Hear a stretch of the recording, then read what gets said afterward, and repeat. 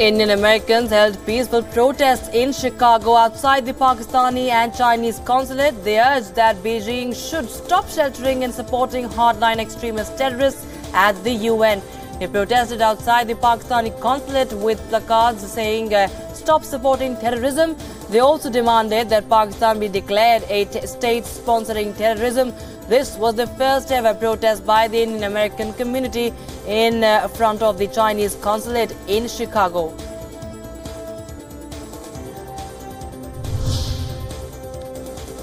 The Ministry of Home Affairs of India has ordered the immediate deployment of 100 convoys of Central Armed Police Forces in the state of Jammu and Kashmir. This comes amid the tensions in Kashmir after the suicide bombing in Pulwama last week.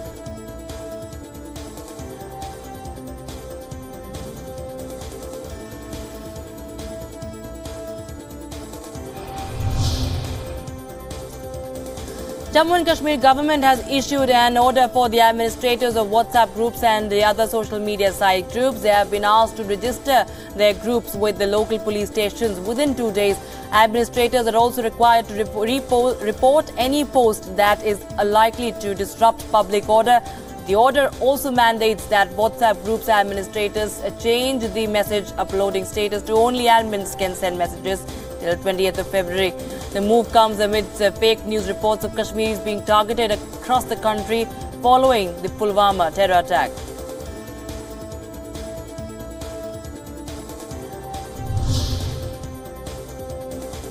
US President Donald Trump voiced alarm over the tensions between India and Pakistan. He said that it is a very, very dangerous situation between the two countries. He also went on to say that US would love to see the tensions end. Tensions have soared between India and Pakistan after the deadly suicide bombing in Kashmir, which martyred about 50 Indian soldiers.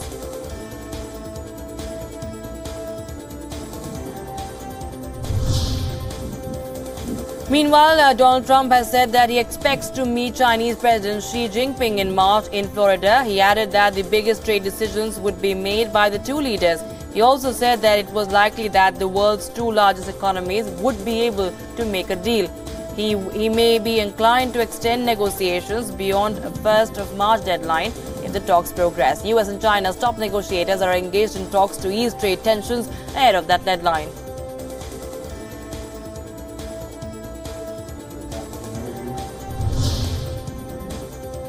The House of Representatives will be voting on Tuesday on a resolution aimed at stopping Trump's declaration of a national emergency. Speaker Nancy Pelosi made this announcement after the Democrats introduced the resolution early on Friday. Congress has declined to fulfill Trump's request for $5.7 billion to build the border wall. Trump declared the national emergency last week for this demand. Trump has said that he would veto the measure to block the national emergency declaration.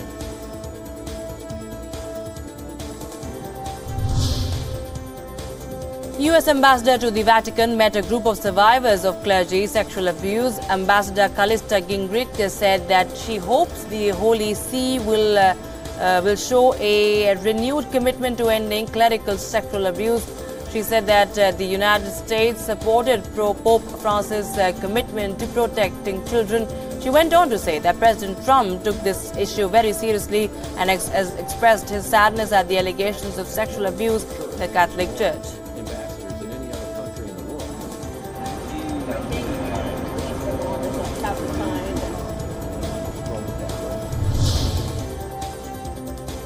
Russian state media has released footage of the first shipment of Russian humanitarian aid to Venezuela. Reports say that Russia is sending 7.5 tons of humanitarian aid, inclusive of medicine and medical equipment.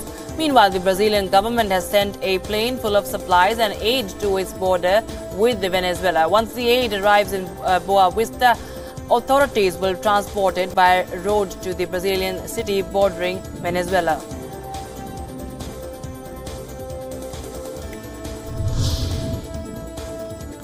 The UN Secretary General Antonio Guterres has warned the authorities against using lethal force against protesters. At least 2 people have been killed and 5 have been injured near the country's border with Brazil. Remember, Maduro had called for a shutdown of the border with Brazil yesterday in order to prevent humanitarian aid from coming in. People were protesting against this move. They tried to stop a military convoy heading towards the border. Police fired tear gas and opened fire on the people.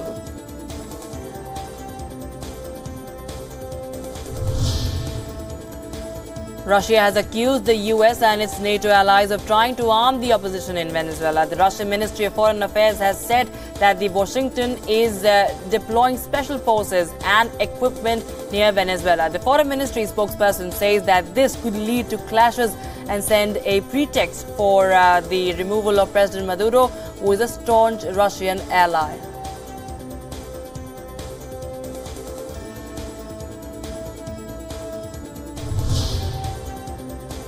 Thousands gathered in the Colombian city of Cucuta to attend the Venezuela Live Aid concert. The concert has been backed by British billionaire Richard Branson, who hopes to raise $100 million along with 35 other artists. The event is featuring performances by Alejandro Sanz, Maluma, Luis Fonsi and Carlos Vives. Donations will be received online and via direct deposits. Meanwhile, a rival concert took place on the other side of the border, which has been organized by President Maduro.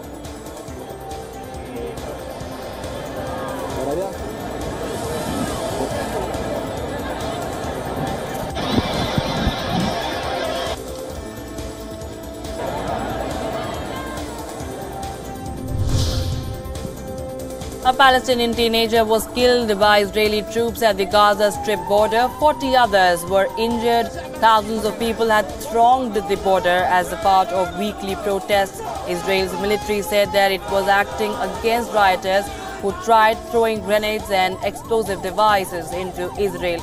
Palestinian youth rolled burning tires and hurled stones at Israeli soldiers.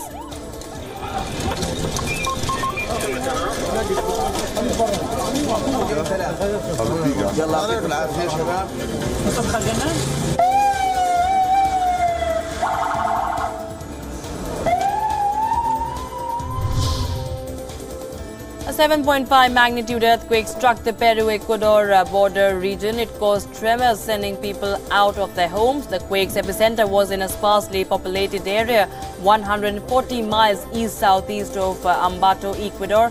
It was at a depth of 132 kilometers. There was no risk of a tsunami being triggered. There were no initial reports of casualties or damage either.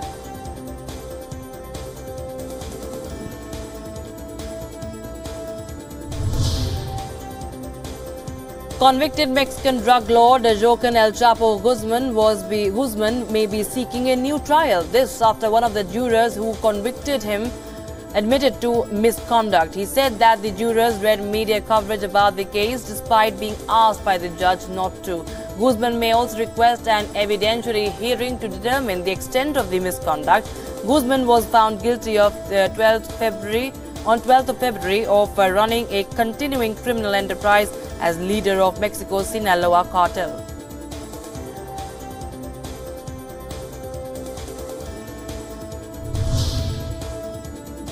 Meanwhile, Colombia demolished an infamous apartment building which was once home to drug trafficker Pablo Escobar. The building was destroyed in a controlled implosion in about 3 seconds. Escobar lived there in the 1980s. Medellin Mayor Federico Gutierrez said that the building was a symbol of evil. Gutierrez said that the 8-story building had become a destination for tourists on much maligned narco tours. The city plans to build a park and memorial museum to replace the abandoned building. Colombia es país de todos, pero si nosotros no cuidamos a Colombia. New York Governor Andrew Cuomo has ordered 2 state agencies to probe Facebook. Now this after a media report suggested that Facebook may be accessing far more personal information from the smartphone users. This included health and other sensitive data. The media report showed that Facebook collected personal information from other apps on users' smartphones within seconds of them entering it.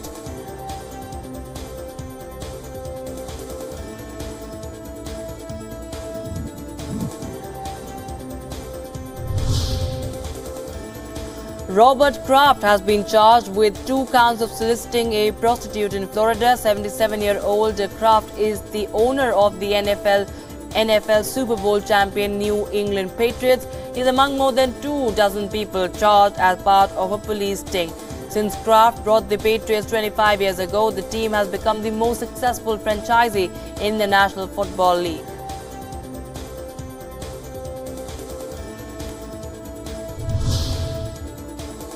A South California couple has pleaded guilty of torturing their 12 children.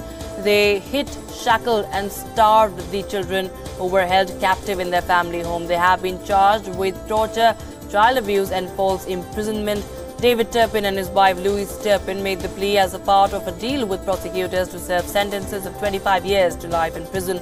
The siblings had been taken into protective custody after the husband and wife were arrested.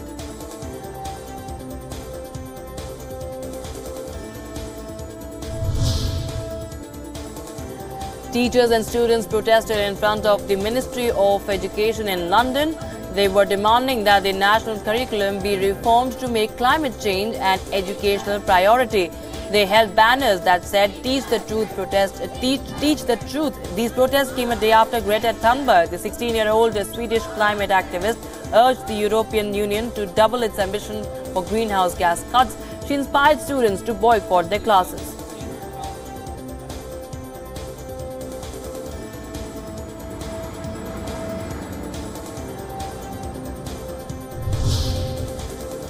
Police fired tear gas as clashes broke out in the Algerian capital between the security forces and protesters.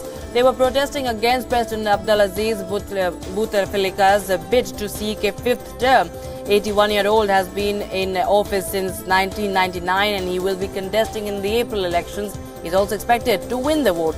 Several political parties, trade unions and business organizations have already said they would support his re-election.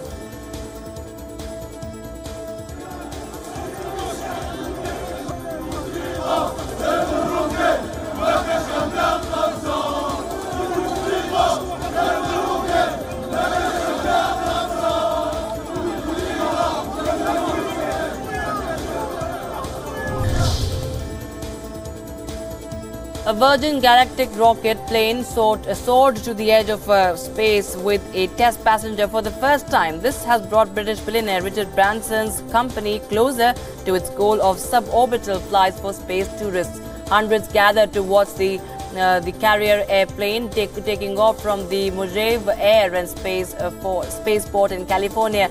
It released the spaceship to passenger craft at an altitude of about 44,000 feet.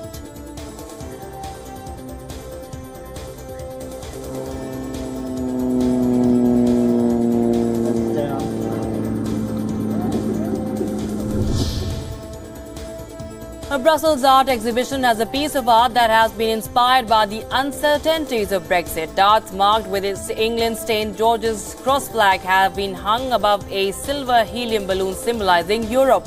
The Belgian artist will release the darts and damage Europe if Britain leaves the EU without a deal. The artist has also created another option. If there is a deal, then a different button can be pushed and confetti will be released.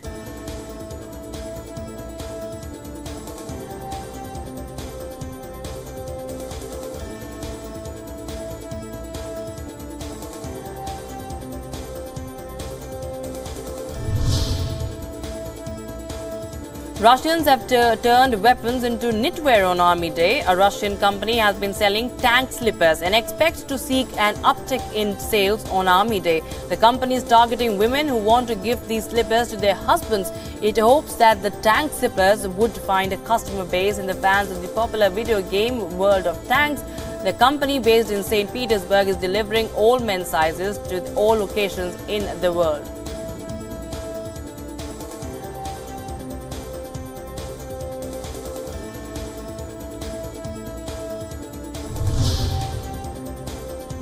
Cows and sheep from France's mountainous regions were a part of parade in northeastern Paris. The animals gave people a taste of the annual farm show set to open on the weekend. The show will begin February 23rd and go on till March 3rd in Paris. It is featuring prized races from the Pyrenees, Alps, Massif Central, Corsica and Vosges.